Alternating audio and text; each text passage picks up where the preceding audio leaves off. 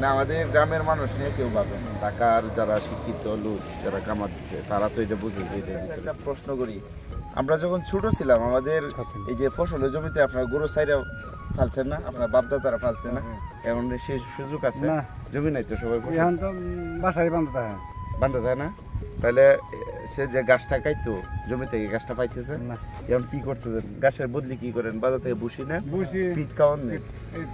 গরুর মাংস আজ থেকে 10-15 বছর আগে গরু বুঝতে কত কিনে বেড়ে গেছে, 250-300 200-150 তাহলে বুঝতে চাই কেজি এখন 700-800 লাগে।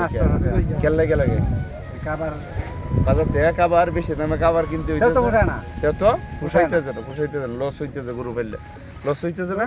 গ্রামে অনেকে গরু ফেলা বন্ধ করে দিয়েছে না, কারণ খাবারের দাম বেশি হয়েছে। এখন মনে হয় যে ওগুলি খাওয়াই যায়, দুধ দেয় এই 50-60 টাকা দিয়ে বেচতো, এটা করে এখন এটা খাওয়াইলে 50-60 টাকা দিয়ে বেচলে পুষতো না। পুষতো বলতে আমি যে উন্নত।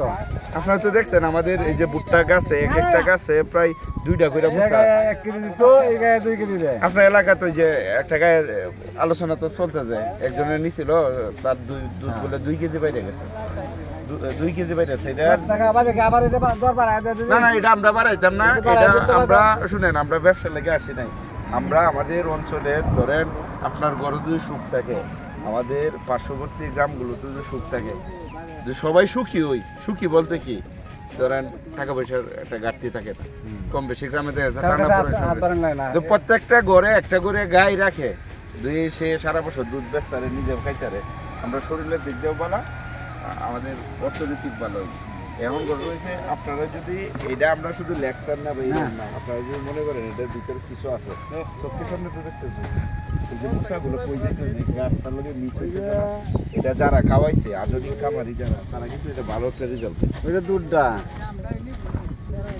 দিলে যে বাইর হয়, ওই যে দুধটা, এই দুধটা তো মনে হয় যে আবার আমরা তো এটা কিনে আনতো চুলাটা, আপনারা খালি চুলা 60 টাকা কেজি 50 টাকা কেজি চুলাটা কিনে আনা। হ্যাঁ, এটা তো পুষ্টি একটা এটার সাথে মিশ্রিত।